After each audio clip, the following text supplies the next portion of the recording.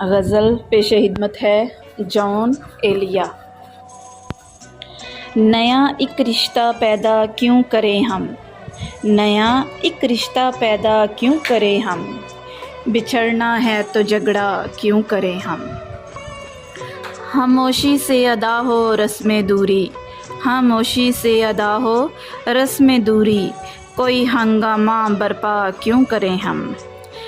یہ کافی ہے کہ ہم دشمن نہیں ہیں، یہ کافی ہے کہ ہم دشمن نہیں ہیں، وفاداری کا دعویٰ کیوں کریں ہم۔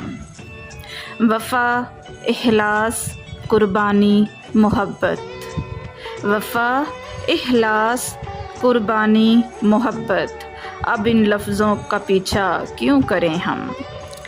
ہماری ہی تمنا کیوں کرو تم، ہماری ہی تمنا کیوں کرو تم، تمہاری ہی تمنا کیوں کریں ہم۔ پڑی رہنے دو انسانوں کی لاشیں، پڑی رہنے دو انسانوں کی لاشیں، زمیں کا بوجھ ہلکا کیوں کریں ہم۔ نیا ایک رشتہ پیدا کیوں کریں ہم۔